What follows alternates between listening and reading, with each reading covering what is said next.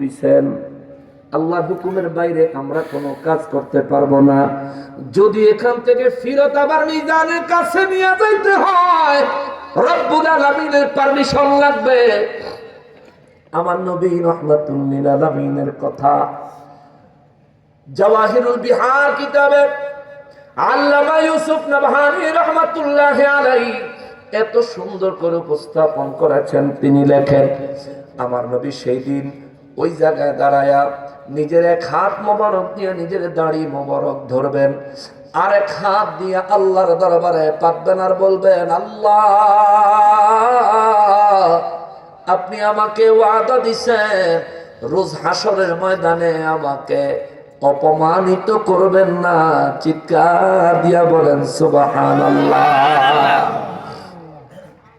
দেখবেন কালকে অনেকে কইব যে হুজুরের দাড়ি তো এক মুঠ হয় নাই, এর দূরই বড়, আমি কাড়ি করি না, আছে একটু গুছায় টুছায় থাই আর কি, আশ্রয় উশ্রয় না তো পরে আবার দোষ কইলে যারা দেখতে দাঁড়ি তার চলন কথা।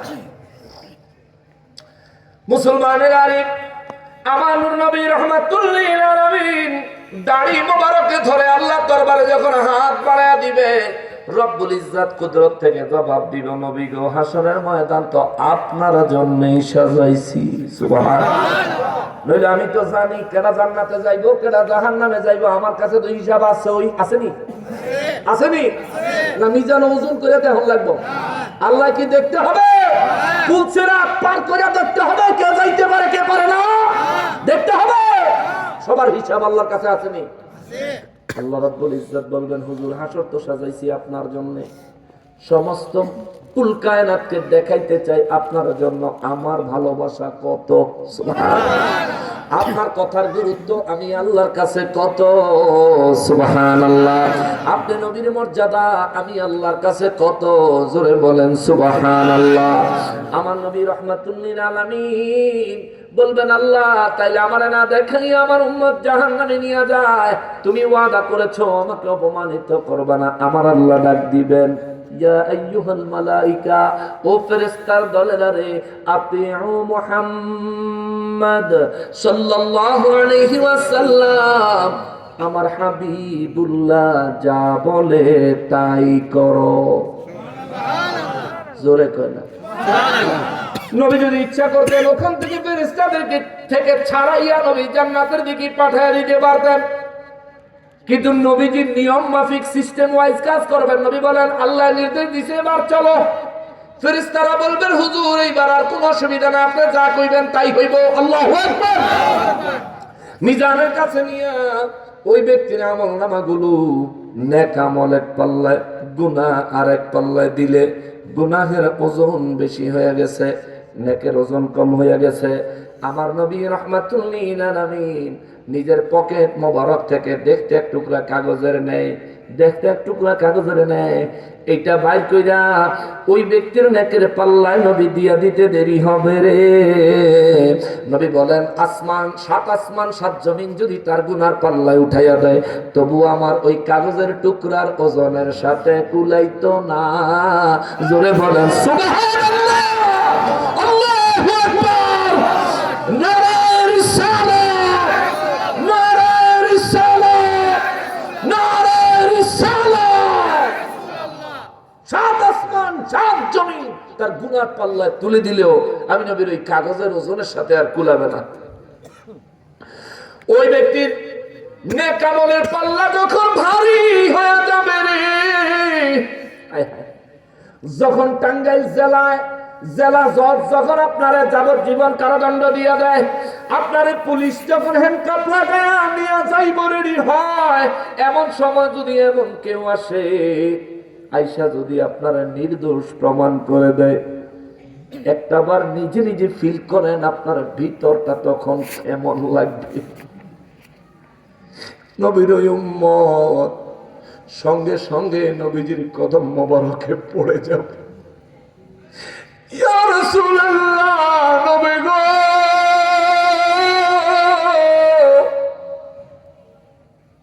হায়াতের জিন্দেগিতে ঠিক মতো আপনার নির্দেশনাগুলি অনুসরণ করি নাই, রব্বুল ইজ্জাতের সমস্ত হুকুমগুলির উপর পরিপূর্ণ আমল করি নাই। আজ আপনি আমাকে এত বড় সহযোগিতা কেন করলেন গো নবীজি? হুজুর নবী গো, আমার নেকের পাল্লায় আপনি কি দিলেন যার ওজনে আমার সারা জীবনের গুনাহের চাইতেও বেশি নেকের ওজন হয়ে গেল। আমার নবীজি দুই চক্ষু মোবারকে পানি মোবারক ছাড়বে আর বলবে, উম্মত রে,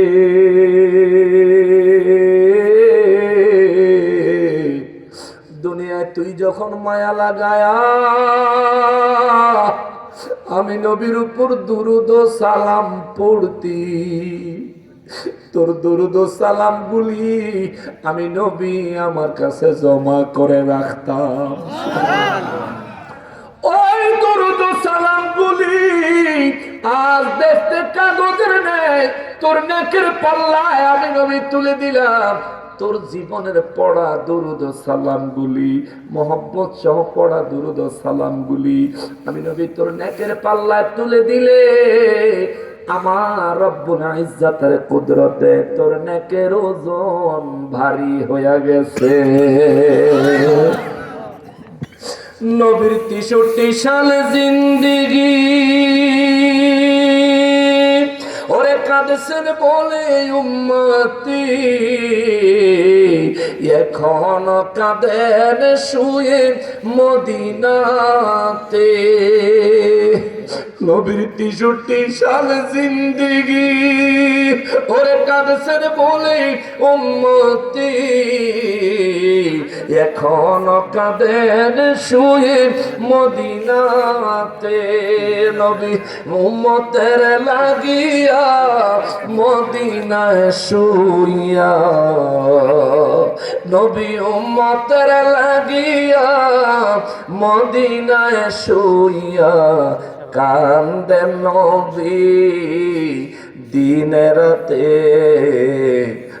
আর আসবেন না জগতে। আল্লাহ আমাদেরকে ওই নবীর মহব্বতকারী উম্মত বানাও, জোরে বলেন আমিন। আল্লাহ আমাদেরকে ওই নবীর মহব্বতকারী উম্মত বানাও, আরো জোরে বলেন না আমিন। যে নবী রোজ হাশরের ময়দানে আমাদেরকে জাহান্নাম থেকে বাঁচাবেন, যদি ঈমান থাকে ওই নবীজির শানে দুরূদ ও সালামের আমল দরকার আছে না নাই? কম না বেশি? জোরে কোন কম না বেশি? ওই নবীজির দাঁড়ায়া সালাম দিলে কি গুনাহ হইব? না। বৈশা সালাম দিলে কি বেশি সওয়াব হইব? নবীজির দাঁড়ায় সালাম দিতে চায় না এমন মানুষ আছে? কথা কন না? আপনাকে এখান কি কম না বেশি? বেশি। নবীজির দাঁড়ায় সালাম দিলে কি করে হইব? গুনাহ হইব নি? কষ্ট না কথা।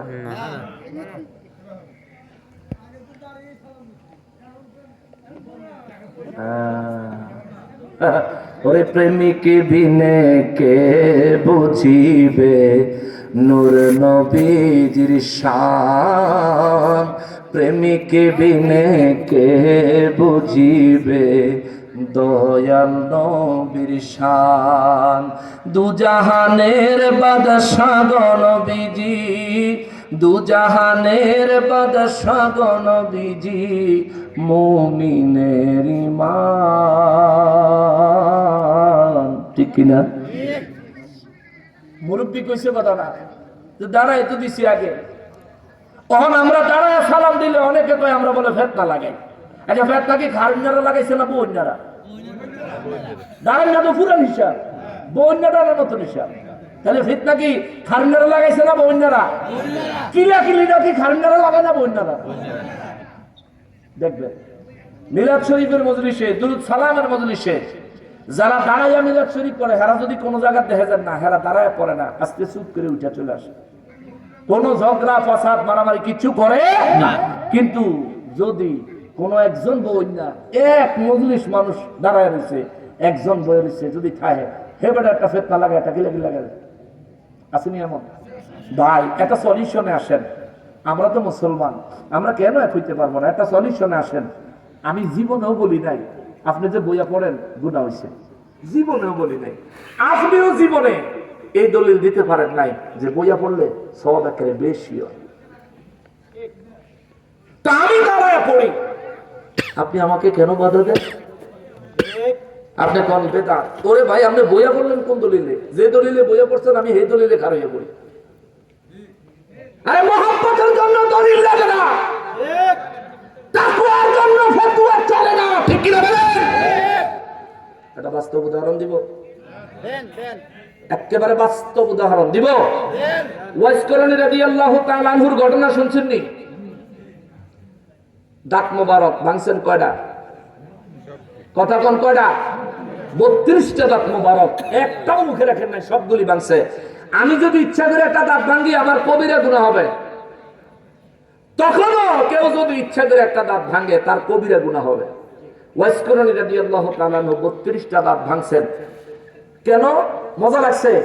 না না, নবীর মুহাব্বতের জন্য। নবীর মুহাব্বত, নবীজিকে ভালোবেসে যেই কামটা করছে, এটা কি কাম?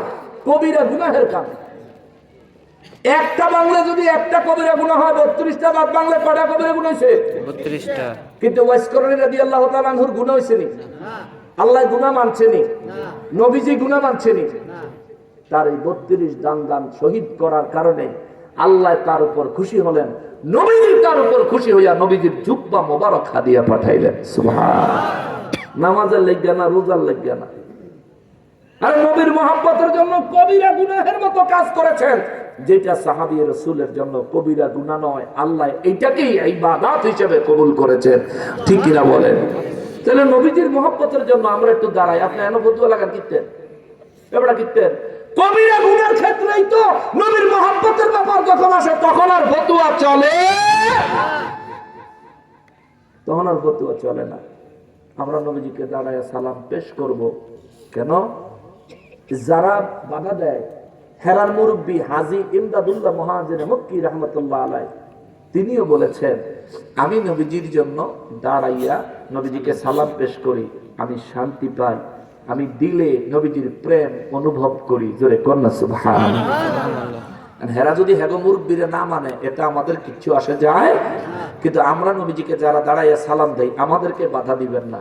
আপনি যদি দাঁড়াইয়া দিতে না চান, দিয়েন না রে ভাই, লাগলে আপনি হইয়া পড়েন, আমার কোনো অসুবিধা, আপনি হইতে পড়েন, একদম লেড়াইয়া হইয়া পড়েন, আমার কোনো অসুবিধা নাই।